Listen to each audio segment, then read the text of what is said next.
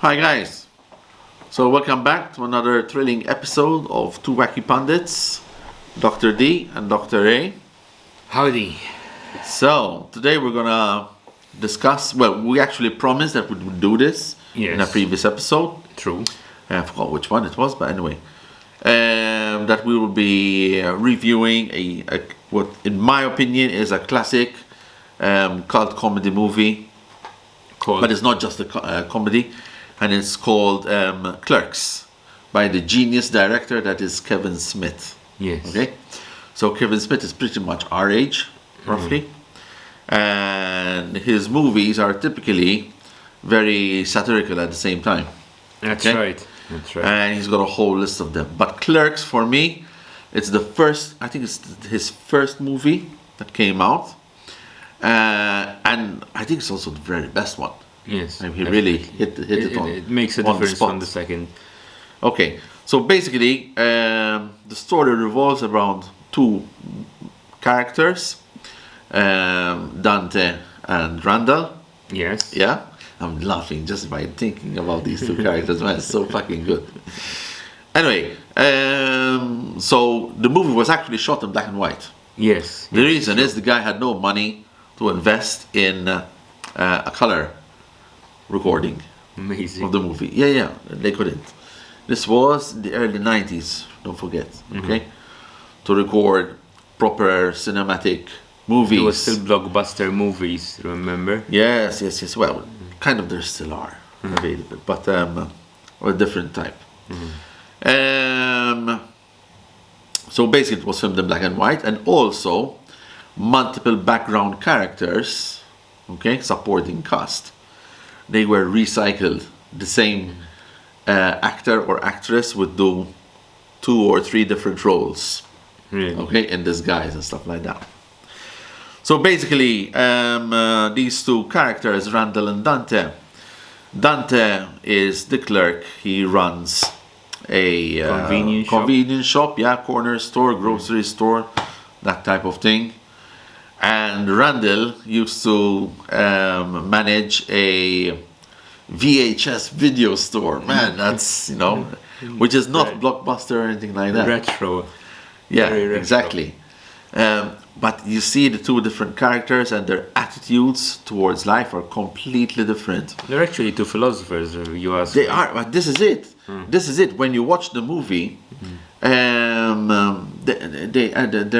preaching their own philosophies. That's right. One of them is like totally conformist, and at the end of the day, like totally restricted as to what he wants to do in life. He's like has kind of like no creativity. So that's Dante. So basically, he's kind of happy doing this job in the grocery store. Well, not happy. Sorry, he is frustrated, but doesn't have the balls to expand get up and his horizons and do something else, which is better for himself. So he doesn't have the guts to do that first step, which is so important. And we've mentioned it in so many different episodes here as well. Yeah, that's right. About self-growth. And he's always kind of running after his ex-girlfriend, even though his current girlfriend was, very supportive and all that. But And loves him, and she loves him. Yeah. Although she sucked 37 dicks. Yes. That's a classic story. That's one of the scenes. But I'm not going to give all the spoilers here, okay? You're going to have to go and check it out for yourselves. All right. Then we have the other one, Randall, who just kind of doesn't give a fuck. And as he says himself, he'd like to think himself as the master of his own destiny. Yes. And that for me is a perfect phrase in itself, Yes. When you take control on your life, when you have accountability for whatever you do, it makes all the difference when it comes to your mindset. And you can pretty much do everything you want, as long as you have that mindset that, I can fucking do it. And another one of the philosophies of Dante, of Randall, is that title does not dictate behavior. Okay? I'll say it again. Title does not dictate behavior. So And he says this just after spitting into an old guy's face. a client. A client. just because he didn't like what the client was talking about at the time. So he just said, you know, as an employee of the shop, you should not be allowed to do that. But I just did since it. title does not dictate behavior, he still took the behavior of spitting in the guy's face. Water, anyway, because he was drinking some water. But it goes on and on and on. I mean, there's so many different facets. An interesting debate that they had was, this is beautiful because Kevin Smith is a nerd like us, and a massive Star Wars fan, Yeah. massive. And basically, so Randall and Dante have this discussion about the third-party contractors that were working on the Death Star in Return I of the remember Jedi. that. Yes, I remember that. Okay, and they were arguing like, well, you know, like when the rebel forces attacked the Death Star while it was being constructed, What second about time around, it's fine, you know, you're killing the stormtroopers and the generals of the Empire, so nobody gives a shit. Evil is taken care of. But all those third-party contractors, you know, they're pretty much civilians. what about their families? And what about the families? And then there was one a roofer, a construction worker who was overhearing the conversation in the shop. And he said, well, you know, I mean, I have my opinion about this. And he was telling about this time when he was asked to work for the construction of some Californian mafia guy, babyface Bambino, something like that. And the job was really good and juicy, but he refused it, gave it to someone else because he didn't feel comfortable working for a mafia guy. And then the other guy who actually went to do the construction work, he was gunned down during an attack by a Jesus Christ. competing mafia group.